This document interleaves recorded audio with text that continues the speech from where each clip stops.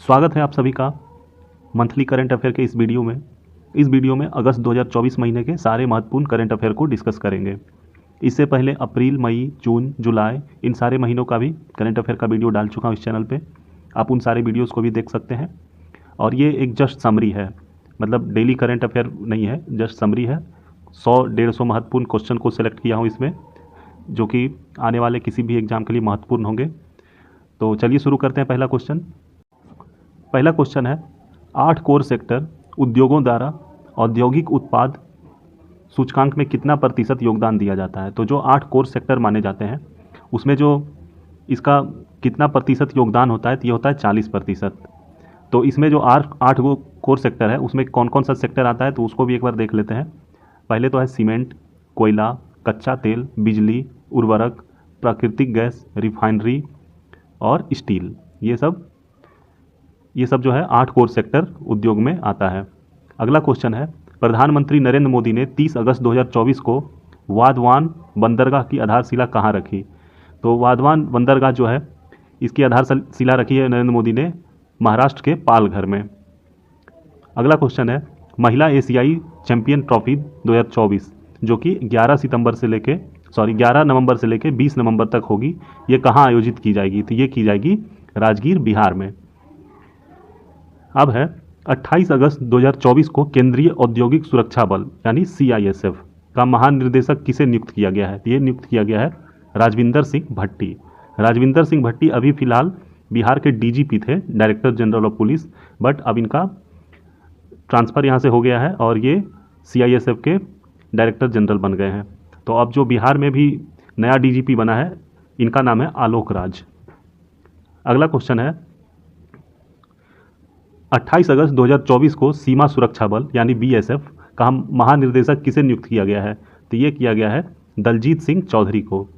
दलजीत सिंह चौधरी जो है ये एक IPS है और 30 नवंबर 2025 तक सीमा सुरक्षा बल के महानिर्देशक के रूप में नियुक्त किया गया है इनका। अगला है Hurun India rich list. Hurun India rich list 2024 के अनुसार भारत के सबसे अमीर व्यक्ति के रूप में किसे स्थान दिया गया है। तो ये है गौतम अडानी। कौन है? गौतम अडानी। गौतम अडानी जो है मुकेश अंबानी को पछाड़कर शीर्ष स्थान हासिल किया।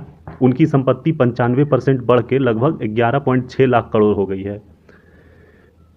दूसरी अरिहंत श्रेणी पनडुब्बी का क्या नाम है जिसे अगस्त 29 को भारतीय नौसेना में शामिल किया गया था। तो इसका नाम है INS अरिघात। और ये जो है दूसरी अरिहंत श्रेणी की पनडुब्बी है INS अरिघात को 29 अगस्त 2024 को रक्षा मंत्री राजनाथ सिंह की उपस्थिति में विशाखापत्तनम में भारतीय नौसेना में शामिल किया गया है। किस भारतीय राज्यों की आधिकारिक भाषा तेलुगु है। तो कौन से राज्य की आधिकारिक भाषा तेलुगु है। तो यह है आंध्र प्रदेश और तेलंगाना। और ये जो तेलुगु दिवस है, तेलुगु भाषा दिवस, ये हर वर्ष 29 अगस्त को मनाया जाता है। रेलवे बोर्ड के नए अध्यक्ष और CEO के रूप में किसे नियुक्त किया गया है। तो ये किया गया है सतीश कुमार को। भारतीय रेलवे प्रबंधन सेवा के अधिकारी सतीश कुमार को रेलवे बोर्ड का अध्यक्ष और CEO नियुक्त किया गया है। उनका कार्यकाल 1 सितंबर 2024 को शुरू होगा। जया वर्मा सिन्हा की जगह लेंगे और इनका जो सेवानिवृत्त है, जया वर्मा सिन्हा जो है ये 31 अगस्त 2024 को सेवानिवृत्त होंगी। अगला है नीलामी के तीसरे बैच में कितने FM चैनलों की नीलामी की जाएगी। तो ये की जाएगी 730 FM चैनलों की। 28 अगस्त 2024 को केंद्रीय मंत्रिमंडल ने निजी FM रेडियो चरण 3 नीति के तहत 234 नए शहरों में 730 FM चैनलों के लिए आरोही नीलामी के तीसरे बैच को मंजूरी दी है। अगला क्वेश्चन है, प्रधानमंत्री जन धन योजना कब शुरू की गई थी। ये की गई थी 28 अगस्त 2014 को और अभी 10 साल पूरे कर लिए हैं 28 अगस्त को। अगला क्वेश्चन है, किस प्रसिद्ध खिलाड़ी की जयंती के उपलक्ष्य में भारत में प्रतिवर्ष 29 अगस्त को राष्ट्रीय खेल दिवस मनाया जाता है। तो ये मनाया जाता है ध्यानचंद, मेजर ध्यानचंद। और ये हॉकी के प्लेयर थे। अगला क्वेश्चन है, हाल ही में राष्ट्रीय सुरक्षा गार्ड NSG के महानिर्देशक DG के रूप में किसे नियुक्त किया गया है। तो ये किया गया है B श्रीनिवासन को। B श्रीनिवासन वरिष्ठ IPS अधिकारी हैं ये। भारत में राष्ट्रीय सुरक्षा गार्ड एनएसजी की प्राथमिक भूमिका क्या है? तो एनएसजी का जो प्राथमिक भूमिका होता है ये होता है आतंकवाद विरोध और बंधक बचाव। ठीक है, आतंकवाद विरोध और बंधक बचाव। अंतर्राष्ट्रीय क्रिकेट परिषद आईसीसी के अब तक के सबसे कम उम्र के अध्यक्ष के रूप में किसे नियुक्त किया गया है, किसे चुना गया है? तो ये चुना गया है जय शाह को। जय शाह जो है अमित शाह के बेटे हैं। इससे पहले ये बीसीसीआई के अध्यक्ष थे। अगला क्वेश्चन है उत्तर प्रदेश के किस रेलवे स्टेशन का नाम बदलकर गुरु गोरखनाथ धाम कर दिया गया है? तो ये है जयस। 27 अगस्त 2024 को उत्तर रेलवे द्वारा जारी एक आदेश के अनुसार उत्तर प्रदेश के 8 रेलवे स्टेशनों के नाम बदल दिए गए हैं। उसमें एक ये जयस भी है जिसका कि नाम अब होगा गुरु गोरखनाथ धाम। आईसीसी महिला T20 विश्व कप 2024 के लिए भारतीय टीम का कप्तान कौन है? ये है हरमनप्रीत कौर। किस संगठन ने भारत का पहला पुनः प्रयोज्य हाइब्रिड रॉकेट जिसका कि नाम है रूमी-1 RHUMI-1 विकसित किया है? तो ये किया है स्पेस जोन इंडिया ने। किसने किया है? स्पेस जोन इंडिया ने। अगस्त 2024 को चेन्नई के तिरुविंदई से लॉन्च किया गया रॉकेट को मार्टिन ग्रुप के सहयोग से तमिलनाडु स्थित स्पेस जोन इंडिया द्वारा विकसित किया गया था। कृष्ण जन्माष्टमी भाद्रपद माह के कृष्ण शुक्ल के किस दिन मनाई जाती है? तो ये मनाई जाती है 8वां दिन। अगला क्वेश्चन है 2024 पैरा ओलंपिक खेल कब और कहां आयोजित होंगे? तो ये होगा 28 अगस्त से लेकर 8 सितंबर के बीच। ये भी पेरिस में ही होगा। केंद्र सरकार द्वारा केंद्र शासित प्रदेश लद्दाख में कितने नए जिले बनाए गए हैं? तो ये है 5 नए जिले।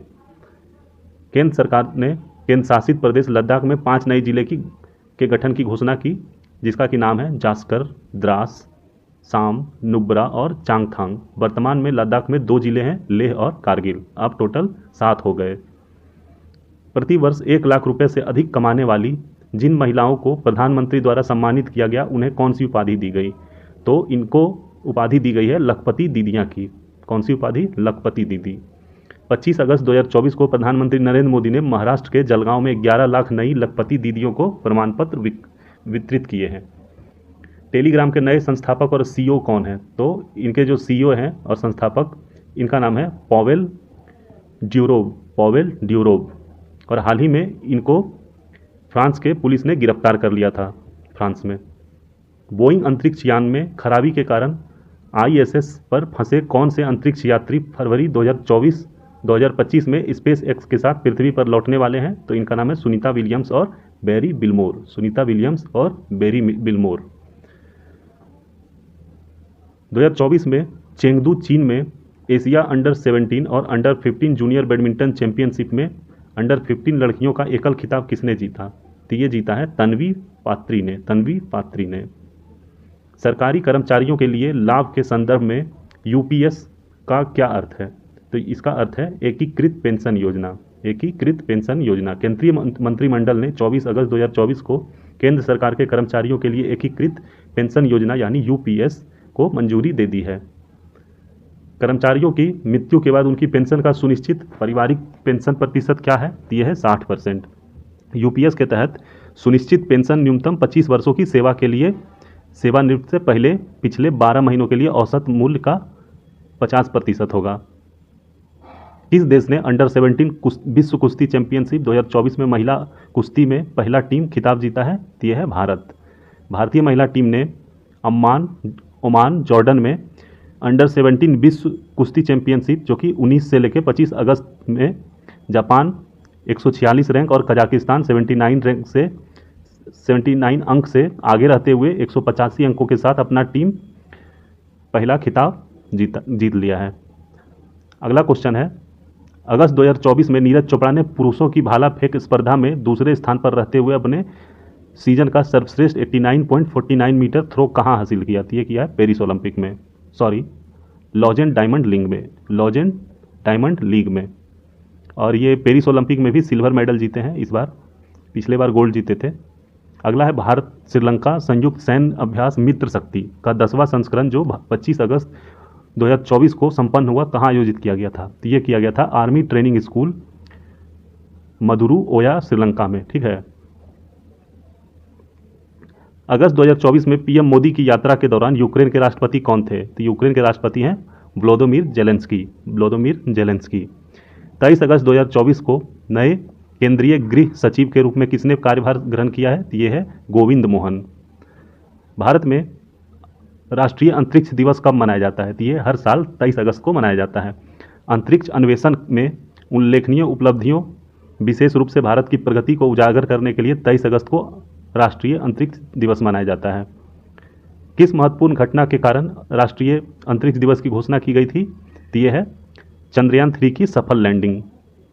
23 अगस्त 2023 को चंद्रमा के दक्षिणी ध्रुव क्षेत्र पर चंद्रयान 3 मिशन की सफल लैंडिंग के बाद प्रधानमंत्री नरेंद्र मोदी द्वारा इस दिन की आधिकारिक घोषणा की गई थी। अगला क्वेश्चन है, वाराणसी में भारत डेनमार्क सहयोग परियोजना के संदर्भ में SLCR का अर्थ क्या है? तो इसका अर्थ है स्वच्छ नदियों पर स्मार्ट प्रयोगशाला। स्वच्छ नदियों पर स्मार्ट प्रयोगशाला।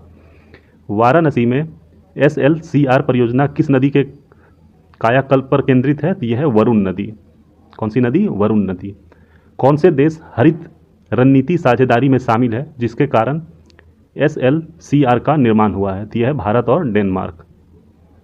किस वैज्ञानिक को विज्ञान रत्न पुरस्कार 2024 प्राप्त हुआ है? तो यह है प्रोफेसर गोविंदराजन पद्मनाभम। प्रोफेसर गोविंदराजन पद्मनाभम, इनको क्या हुआ है? प्राप्त हुआ है। तो विज्ञान रत्न पुरस्कार 2024। अगस्त 2024 में प्रधानमंत्री नरेंद्र मोदी ने किस देशों की यात्रा की है? तो पोलैंड और यूक्रेन। प्रधानमंत्री नरेंद्र मोदी जो है पोलैंड और यूक्रेन की 2 देशों की यात्रा के हिस्से के रूप में 21 अगस्त को 2024 को वर्षा पहुँचे। पोलैंड की राजधानी क्या है? तो पोलैंड की राजधानी जो है वार्सा है। और जो ये पोलैंड की राजधानी वार्सा है, ये द्वितीय विश्व युद्ध में अपनी भूमिका के लिए इतिहास में प्रसिद्ध है।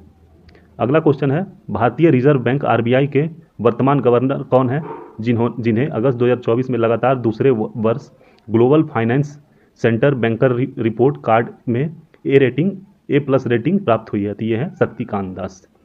शक्तिकांत दास को क्या मिला है? तो यह दूसरे वर्ष global finance centre banker report card में A+ रेटिंग प्राप्त हुआ है।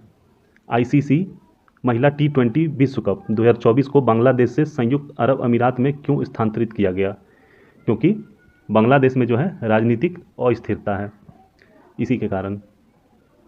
अब जो बांग्लादेश में राजनीतिक अस्थिरता के कारण जो है महिला T20 विश्व कप 2024 को संयुक्त अरब अमीरात में स्थानांतरित कर दिया गया है। मूल रूप से बांग्लादेश में आयोजित होने वाला यह टूर्नामेंट 3 अक्टूबर से लेकर 20 अक्टूबर 2024 तक होना था, जो कि अब दुबई और शारजा में होगा। रद्द होने से पहले लेटरल एंट्री के लिए UPSC के विज्ञापन में कौन सा पद शामिल थे? तो इसमें संयुक्त सचिव, निर्देशक और उप सचिव। संयुक्त सचिव, निर्देशक और उप सचिव। अगला है, चिकित्सा पेशेवरों की सुरक्षा सुनिश्चित करने के लिए सुप्रीम कोर्ट ने 20 अगस्त 2024 को क्या स्थापित किया? तो एक राष्ट्रीय टास्क फोर्स। 20 अगस्त 2024 को भारत के सर्वोच्च न्यायालय ने चिकित्सा पेशेवरों, विशेषकर महिलाओं की सुरक्षा सुनिश्चित करने के लिए एक राष्ट्रीय टास्क फोर्स का गठन किया। यह फैसला कोलकाता के आरजी कर हॉस्पिटल में एक डॉक्टर के साथ रेप और हत्या के बाद आया है। अगस्त 2024 में कर्मचारी राज्य बीमा निगम, जिसको कि ESIC बोलते हैं, के महानिदेशक का पदभार किसने संभाला है? तो इनका नाम है श्री अशोक कुमार सिंह। 1999 केरल कैडर के IAS अधिकारी श्री अशोक कुमार सिंह ने 19 अगस्त 2024 को कर्मचारी राज्य बीमा निगम के महानिदेशक के रूप में पद संभाला है। mpox की शुरुआत लक्षण क्या है? तो mpox का जो शुरुआती लक्षण होता है बुखार, सिर दर्द और सूजी हुई लिम्फ नोड। और mpox होता क्या है? तो यह है, mpox का जो मतलब होता है ये होता है मंकी पॉक्स। और मंकी पॉक्स जो है एक इन्फिशियस वायरल डिजीज होता है, जिससे कि ह्यूमन और एनिमल में ये फैलता है बहुत जल्दी। अगला क्वेश्चन है, विश्व संस्कृत दिवस आमतौर पर कब मनाया जाता है? तो ये जो है श्रावण पूर्णिमा के दिन मनाया जाता है। हर साल श्रावण पूर्णिमा के दिन विश्व संस्कृत दिवस मनाया जाता है, और इस बार यह 19 अगस्त 2024 को मनाया गया है। अगला क्वेश्चन है, PR श्रीजेश ने के हॉकी कैरियर से कौन सी बड़ी उपलब्धि जुड़ी हुई है? तो जो PR श्रीजेश है, ये तो इंडियन हॉकी टीम के ये गोलकीपर थे, और इन्होंने इस बार रिटायरमेंट का ये अनाउंस कर दिया है PR श्रीजेश ने। श्रीजेश जो है 18 साल के लंबे कैरियर के बाद संन्यास लेने का फैसला किया, जिसमें 2020 और 2024 में लगातार ओलंपिक कांस्य पदक हासिल करना शामिल है। श्री अमरनाथ जी यात्रा 2024 किस वर्ष किस अवसर पर संपन्न हुई? तो ये जो है श्री अमरनाथ यात्रा 2024 ये संपन्न हुई है श्रावण पूर्णिमा के दिन, और ये 29 अगस्त 2024 को जम्मू कश्मीर में श्रावण पूर्णिमा के अवसर पर, रक्षाबंधन के अवसर पर सूर्योदय के समय पूजा के साथ संपन्न हुई।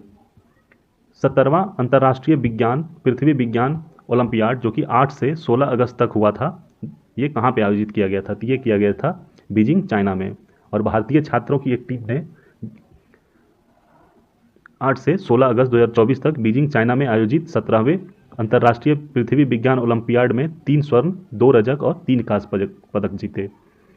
अगला क्वेश्चन है, ग्लोबल साउथ के कितने देश वॉइस ऑफ ग्लोबल साउथ पहल का हिस्सा है? तो ये 100 से अधिक देश है। वॉइस ऑफ ग्लोबल साउथ पहल भारत द्वारा 12-13 जनवरी 2023 को आयोजित पहले शिखर सम्मेलन के साथ शुरू की गई थी। इस पहल में विभिन्न क्षेत्रों में ग्लोबल साउथ के 100 से अधिक देश शामिल थे।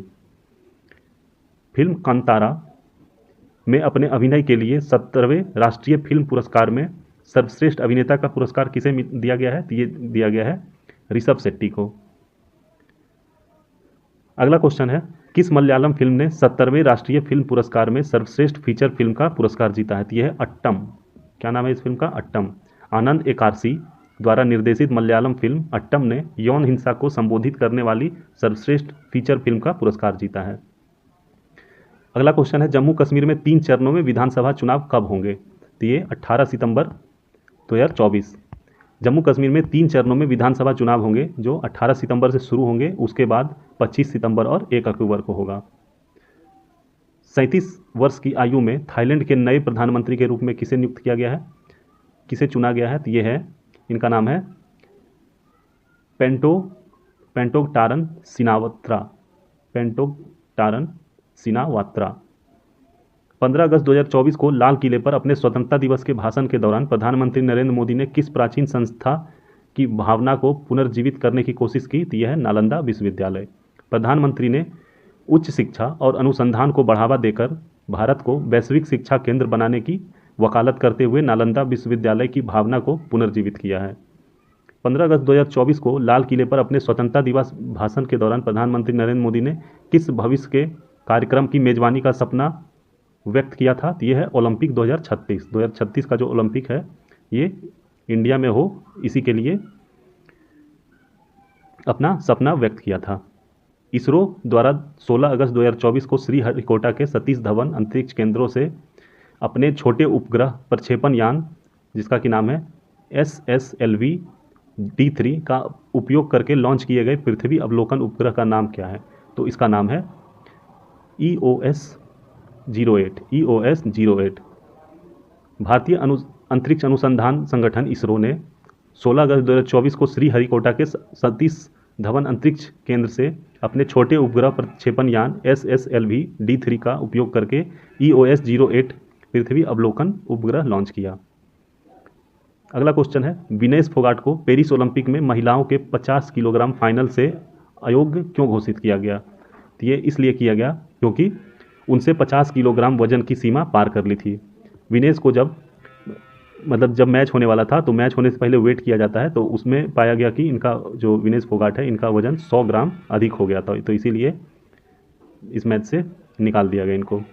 विभाजन विभीषिका स्मृति दिवस कब मनाया जाता है? तो ये हर साल 14 अगस्त को मनाया जाता है विभाजन विभीषिका दिवस। अगस्त 2024 में 3 और आर्द्रभूमि जोड़ने के बाद भारत में रामसर स्थलों की कुल संख्या कितनी हो गई है? यह है 85। कितनी? 85। और इस 85 में जो अभी जो नया वाला जुड़ा है 3, ये है, इसमें पहला है नंजारयन बर्ड सेंचुरी और दूसरा है कजू वैली बर्ड सेंचुरी, ये दोनों तमिलनाडु में है, और तीसरा है टावा रिजर्वॉयर जो कि मध्य प्रदेश में है। अगला है, भारत में कौन सा रामसर स्थल एशिया के सबसे बड़े खारे पानी के लैगून के रूप में जाना जाता है? तो यह है चिल्का झील जो कि उड़ीसा में है, और ये एशिया का सबसे बड़ा खारे पानी का लैगून जो अपने पक्षी अभ्यारण्य के लिए जाना जाता है। अगला क्वेश्चन है, अगस्त 2024 में अजय कुमार भल्ला के स्थान पर भारत के नए केंद्रीय गृह सचिव के रूप में किसे नियुक्त किया गया?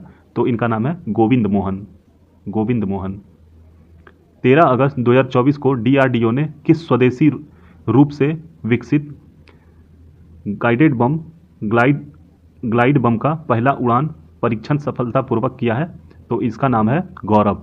और डीआरडीओ ने जो है 13 अगस्त 2024 को गौरव नामक long range guided bomb LRGB का पहला उड़ान परीक्षण किया। भारतीय वायुसेना के सुखोई 30 MK1 प्लेटफॉर्म से किया गया था परीक्षण। 9 अगस्त 2024 को किस संस्थान में एक महिला प्रशिक्षु डॉक्टर के साथ दुखद बलात्कार किया गया और उसकी हत्या कर दी गई? यह है कलकत्ता के आरजीकर मेडिकल कॉलेज। अगला ग्रीष्मकालीन ओलंपिक किस वर्ष और कहां आयोजित किया जाएगा? तो ये किया जाएगा लॉस एंजलिस 2028 का जो होगा लॉस एंजलिस अमेरिका में। लॉस एंजलिस में 2028 ग्रीष्मकालीन ओलंपिक में कौन से नए खेल शामिल किए जाएंगे? तो यह है विश्व हाथी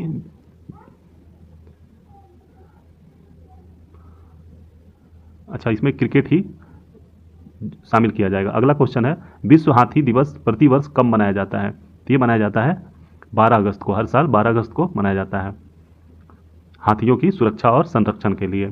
NIRF 2024 रैंकिंग की समग्र श्रेणी में किस संस्थान को प्रथम स्थान दिया गया है? तो ये दिया गया है IIT मद्रास को। पिछले क्वेश्चन में एक अधूरा आंसर हो गया था मेरे से, इसमें है कि लॉस एंजलिस में 2028 ग्रीष्मकालीन ओलंपिक में कौन से नए खेल शामिल किए जाएंगे? तो इसमें जो है चार पांच खेल है। तो इसमें पहला है बेसबॉल जिसको कि सॉफ्ट बॉल भी कहा जाता है, और दूसरा है फ्लैग फुटबॉल, उसके बाद है लैक्रूस, फिर स्क्वैश और T20 क्रिकेट। तो इतने सारे खेल जोड़े जाएंगे। अगला है NIRF 2024 रैंकिंग में प्रबंधन श्रेणी में कौन सा स्थान शीर्ष पर है? तो यह है IIM अहमदाबाद। NIRF 2024 का जो रैंकिंग है इसमें प्रबंधन श्रेणी में मतलब कि मैनेजमेंट कॉलेज जो है उसमें IIM अहमदाबाद। फिर है NIRF 2024 की मेडिकल श्रेणी में कौन सा संस्थान प्रथम स्थान पर रहा है? तो यह है एम्स दिल्ली मेडिकल श्रेणी में। वित्तीय वर्ष 2024-25 के लिए भारत सरकार के सकल प्रत्यक्ष कर संग्रह में कितने प्रतिशत की वृद्धि हुई है? यह है 24% की। वित्तीय वर्ष जो 2024-25 है तो उसके लिए भारत सरकार के सकल प्रत्यक्ष कर संग्रह में 24% की वृद्धि हुई है।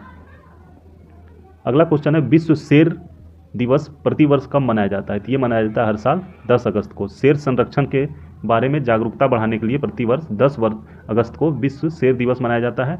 यह दिन पहली बार 2013 में मनाया गया था, जिसकी शुरुआत संरक्षणवादी डेरेक और वेवरली जैवर्ट ने नेशनल ज्योग्राफिक की बिग कैट पहल के साथ की थी। भारतीय वायुसेना IAF ने 5 से लेकर 9 अगस्त 2024 तक उदार शक्ति 2024 अभ्यास में कहाँ भाग लिया था? तो ये लिया था क्वांतन मलेशिया में। नए कैबिनेट सचिव के रूप में किसे नियुक्त किया गया है? तो ये किया गया है टीवी सोमनाथन को। अगला क्वेश्चन है 10 अगस्त 2024 को तिमोर लेस्ते द्वारा राष्ट्रपति द्रौपदी मुर्मू को कौन सा पुरस्कार प्रदान किया गया? तो यह है तिमोर लेस्ते के ऑर्डर का ग्रैंड कॉलर, और ये वहाँ का सर्वोच्च नागरिक पुरस्कार होता है। आर्थिक मामलों की कैबिनेट समिति की प्राथमिक भूमिका क्या है? तो इसकी प्राथमिक भूमिका जो है आर्थिक नीतियों और परियोजनाओं को मंजूरी देना। आर्थिक मामलों की कैबिनेट समिति देश की आर्थिक नीतियों से संबंधित महत्वपूर्ण निर्णय लेने के लिए जिम्मेदार है, जिसमें महत्वपूर्ण आर्थिक परियोजनाओं, वित्तीय प्रस्तावों और देश के अर्थव्यवस्थाओं को प्रभावित करने वाली नीतियों की मंजूरी शामिल है। अगला क्वेश्चन है ओलंपिक में भारत के लिए सबसे कम उम्र का पदक विजेता कौन है? तो इसका नाम है अमन सहरावत। 9 अगस्त 2024 को पेरिस ओलंपिक में पुरुषों की 57 kg फ्री स्टाइल स्पर्धा में कांस्य पदक जीतकर अमन सहरावत ओलंपिक में भारत के लिए सबसे कम उम्र के पदक विजेता बन गए हैं, जिन्होंने पिछले को पीछे छोड़ते हुए 21 साल और 24 दिन की उम्र में यह उपलब्धि हासिल की थी। यह रिकॉर्ड PV सिंधु के नाम है, जिन्होंने 22 साल की उम्र में मेडल जीता था। संसदीय सत्रों के संदर्भ में अनिश्चित काल शब्द का क्या अर्थ है? तो इसका अर्थ होता है कि बहाली के लिए भविष्य की तारीख निर्धारित किए बिना। ठीक है। साइन डाई एक लैटिन शब्द है जिसका अर्थ है बिना एक दिन के। संसदीय सत्रों के संदर्भ में या अगली बैठक के लिए कोई विशिष्ट तारीख बताए बिना एक सत्र के स्थगन को संदर्भित करता है। राज्यसभा का सभापति कौन है? तो यह है जगदीप धनखड़। 9 अगस्त से लेकर 15 अगस्त तक चलने वाले हर घर तिरंगा अभियान का प्राथमिक उद्देश्य क्या है? तो इसका उद्देश्य है नागरिकों में देशभक्ति को मजबूत करना। पेरिस ओलंपिक 2024 में भारत की पुरुष हॉकी टीम ने कौन सा पदक जीता और स्पेन पर 2-1 की जीत में दोनों गोल किसने किए? तो पेरिस ओलंपिक में भारत ने जो है भारत का पुरुष हॉकी टीम है ये कांस्य पदक जीता है और जो दोनों गोल किए थे इनका नाम है हरमनप्रीत सिंह। पेरिस ओलंपिक 2024 में पुरुष भाला फेंक में नीरज चोपड़ा ने कौन सा पदक जीता? तो यह है रजत पदक और इन्होंने 89.45 मीटर सीजन सर्वश्रेष्ठ थ्रो के साथ रजत पदक जीता और जिसको गोल्ड मिला था वो पाकिस्तान का था। अगला क्वेश्चन है पेरिस ओलंपिक 2024 में पुरुषों की भाला फेंक में स्वर्ण पदक किसने जीता? तो यह है अरशद नदीम और ये पाकिस्तान का है। इसने 92.97 मीटर की थ्रो के साथ एक नया ओलंपिक रिकॉर्ड स्थापित करते हुए स्वर्ण पदक जीता, जिससे वह पाकिस्तान से पहले व्यक्तिगत ओलंपिक स्वर्ण विजेता बन गए हैं और ये ओलंपिक में इतना लंबा दूरी तक कोई नहीं फेंक पाया था आज तक भाला, ये रिकॉर्ड बन गया है। 8 अगस्त 2024 को बांग्लादेश के कार्यवाहक सरकार के प्रमुख के रूप में किसने शपथ ली है? तो इसका नाम है मोहम्मद यूनुस। 8 अगस्त 2024 को हिंसक विरोध प्रदर्शन के बीच प्रधानमंत्री शेख हसीना के इस्तीफा देने के बाद नोबेल शांति पुरस्कार अर्थशास्त्री, इसका नाम है मोहम्मद यूनुस, ने बांग्लादेश के कार्यवाहक सरकार के प्रमुख के रूप में शपथ लिया। किस भारतीय पहलवान को अधिक वजन के कारण पेरिस ओलंपिक में 50 किलोग्राम फ्री स्टाइल कुश्ती फाइनल से अयोग्य घोषित कर दिया गया? यह है विनेश फोगाट। राष्ट्रीय हथकरघा दिवस प्रतिवर्ष कब मनाया जाता है? तो ये 7 अगस्त को मनाया जाता है। यह दिन 7 अगस्त 2005 को स्वदेशी उत्पादों के उपयोग को बढ़ावा देने वाले स्वदेशी आंदोलन की शुरुआत का प्रतीक है। 23 अगस्त 2024 को विज्ञान टीम पुरस्कार किसे प्राप्त होगा? तो ये प्राप्त होगा इसरो चंद्रयान 3 टीम को। प्रोफेसर जी पद्मनाभम को किस क्षेत्र में उसकी जीवन भर की उपलब्धियों के लिए विज्ञान रत्न पुरस्कार मिलेगा? तो यह है जैविक विज्ञान। बांग्लादेश के राष्ट्रपति ने 7 अगस्त 2024 को संसद भंग होने के बाद किस पूर्व प्रधानमंत्री को नज़रबंदी से मुक्त कर दिया? तो यह है बेगम खालिदा जिया। नमामि गंगे मिशन का प्राथमिक लक्ष्य क्या है? तो नमामि गंगे का जो प्राथमिक लक्ष्य है गंगा नदी का कायाकल्प और संरक्षण करना। नमामि गंगे मिशन का उद्देश्य भावी पीढ़ियों के लिए गंगा नदी का कायाकल्प और संरक्षण करना है। 6 अगस्त 2024 को ओलंपिक फाइनल में पहुंचने वाले भारतीय महिला पहलवान कौन है? तो यह है विनेश फोगाट, जिसे कि अब वो मतलब हटा दिया गया है उस खेल से, ये निकाल दिया गया क्योंकि इसका वेट बढ़ गया था फाइनल के दिन। प्रधानमंत्री शेख हसीना के इस्तीफे के बाद बांग्लादेश के अंतरिम सरकार के गठन की घोषणा की तो किसने की थी? यह है सेना प्रमुख जनरल वकर उज जमान।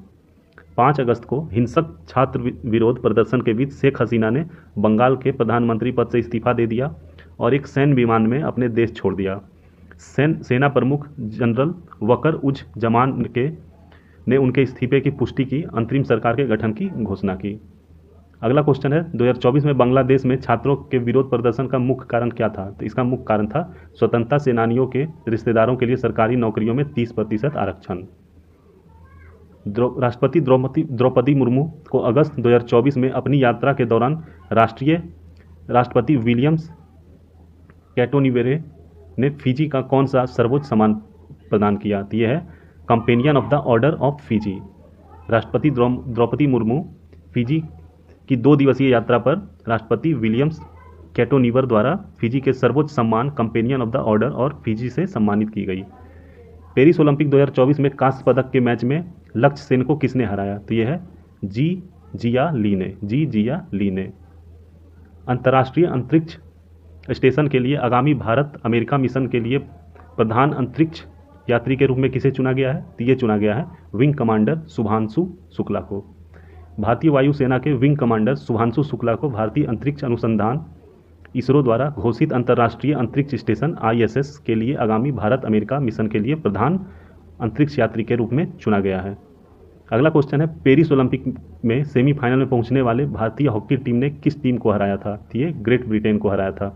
पेरिस ओलंपिक में भारतीय हॉकी टीम 4 अगस्त को हुआ था ये मैच, और 4 अगस्त को पेनाल्टी शूटआउट में ग्रेट ब्रिटेन को 4-2 से हराकर सेमीफाइनल में पहुंच गया। भारतीय अंगदान दिवस प्रतिवर्ष किस तिथि को मनाया जाता है? तो ये हर साल 3 अगस्त को मनाया जाता है। ब्रेन स्टेम डेथ और अंगदान के बारे में जागरूकता बढ़ाने, मिथकों को दूर करने और मृत्यु के बाद अंग और उत्तक दान को प्रोत्साहित करने के लिए 2010 से भारतीय अंगदान दिवस प्रतिवर्ष मनाया जाता है। ओलंपिक के सेमीफाइनल के लिए क्वालिफाई करने वाले पहले पुरुष भारतीय शटलर कौन बने? तो इनका नाम है लक्ष्य सेन। लक्ष्य सेन जो है 2 अगस्त 2024 को ओलंपिक के सेमीफाइनल के लिए क्वालिफाई करने वाले पहले भारतीय शटलर बन गए हैं। उन्होंने 2024 के पेरिस ओलंपिक के क्वार्टर फाइनल में चीनी ताइपे के चौ तिएंग चेन को 19-21, 21-15, 21-12 के स्कोर से हराया। 2 अगस्त 2024 को राष्ट्रीय हाई स्पीड कॉरिडोर परियोजना के विकास को मंजूरी देने वाले आर्थिक मामलों की कैबिनेट समिति की अध्यक्षता किसने की? तो इनका नाम है नरेंद्र मोदी। किसने की थी? तो नरेंद्र मोदी ने की थी। पिंगली वेंकैया एक उल्लेखनीय भारतीय स्वतंत्रता सेनानी थे, जिन्हें किस चीज़ के डिजाइन के लिए जाना जाता है? तो ये जाना जाता है भारतीय राष्ट्रीय ध्वज। पिंगली वेंकैया की हर साल जयंती मनाई जाती है 2 अगस्त को। वे एक उल्लेखनीय भारतीय स्वतंत्रता सेनानी और हमारे राष्ट्रीय ध्वज के डिजाइनर थे। संविधान सभा द्वारा औपचारिक रूप से राष्ट्रीय ध्वज कब अपनाया गया था? तो ये अपनाया गया था 22 जुलाई 1947 को। पिंगली वेंकैया ने 1 अप्रैल 1921 ईस्वी को महात्मा गांधी को यह ध्वज भेंट किया। ध्वज का अनौपचारिक रूप से कांग्रेस की बैठक में उपयोग किया गया था और इसे औपचारिक रूप से 22 जुलाई 1947 को संविधान सभा द्वारा अपनाया गया था। अगला क्वेश्चन है, जुलाई 2024 में यूनिफाइड पेमेंट इंटरफेस यूपीआई लेन देन 20.64 लाख करोड़ रुपए तक पहुंच गया। यूपीआई किसके द्वारा विकसित किया गया? तो ये किया गया है एनपीसीआई। एनपीसीआई मतलब भारतीय राष्ट्रीय भुगतान निगम। भारतीय राष्ट्रीय भुगतान निगम द्वारा जारी आंकड़ों के अनुसार जुलाई 2024 में यूपीआई आधारित लेन देन बढ़कर 20.64 लाख करोड़ हो गया है, जो साल दरअसल 35% की वृद्धि दर्शाता है। यूपीआई जो है 2016 में भारतीय राष्ट्रीय भुगतान एनपीसीआई द्वारा विकसित एक भारतीय त्वरित भुगतान प्रणाली है। अगला क्वेश्चन है, स्वप्निल कुसले ने पेरिस ओलंपिक 2024 में किस स्पर्धा में कांस्य पदक जीता है? तो ये जीता है निशानेबाजी में, और ये 1 अगस्त 2024 को पेरिस ओलंपिक के पुरुषों की 50 मीटर राइफल स्पर्धा में कांस्य पदक जीता था। अगला क्वेश्चन है, स्वप्निल कुसले ने पेरिस ओलंपिक 2024 में 50 मीटर राइफल 3 पोजीशन स्पर्धा में कांस्य पदक जीता, जिससे वह क्या हासिल करने वाले पहले भारतीय निशानेबाज बन गए हैं? तो यह है पुरुषों की 50 मीटर राइफल 3 पोजीशन स्पर्धा में ओलंपिक पदक जीतना। इससे पहले मतलब ये किसी ने नहीं किया था। 1 अगस्त 2024 को संघ लोक सेवा आयोग यूपीएससी के नए अध्यक्ष के रूप में किसे नियुक्त किया गया है? तो ये किया गया है प्रीति सूदन को। पूर्व केंद्रीय स्वास्थ्य सचिव प्रीति सूदन को 1 अगस्त 2024 से यूपीएससी के अध्यक्ष के रूप में नियुक्त किया गया है। वह आंध्र प्रदेश कैडर 1983 बैच की आईएएस अधिकारी हैं। वह डॉक्टर मनोज सोनी का स्थान लेगी, जिन्होंने इस महीने की शुरुआत में इस्तीफा दे दिया था। भारत के पहले बहुराष्ट्रीय हवाई अभ्यास का नाम क्या है, जो अगस्त 2024 में आयोजित किया जाएगा? तो यह है तरंग शक्ति 2024। भारत अपना पहला बहुराष्ट्रीय हवाई अभ्यास तरंग शक्ति 2 चरणों में 6 अगस्त 2024 को तमिलनाडु के सुलार में आयोजित करेगा, और इस अभ्यास में लगभग 30 देश भाग लेंगे और 30 में से 10 देश अपने लड़ाकू विमानों के साथ अभ्यास में शामिल होंगे। अगला क्वेश्चन है, जुलाई 2024 के दौरान केरल के किस जिले में अपने इतिहास का सबसे घातक भूस्खलन हुआ? तो ये हुआ है वायनाड में। 30 जुलाई को भारत के केरल के वायनाड जिला में विनाशकारी भूस्खलन हुआ, लैंडस्लाइड। इस भूस्खलन के परिणाम स्वरूप 276 से अधिक लोगों की मृत्यु हो गई और 200 से अधिक लोग घायल हुए, जिससे यह केरल के इतिहास का सबसे घातक भूस्खलन बन गया। इसी के साथ ये वीडियो यहीं पे समाप्त हुआ। अच्छा लगा हो तो आप लाइक कीजिएगा हमारे वीडियो को, मेरे चैनल को भी सब्सक्राइब कीजिएगा और हमारे चैनल पे बने रहिए ऐसे ही अच्छे जीके जीएस और करंट अफेयर के वीडियोज़ के लिए। धन्यवाद।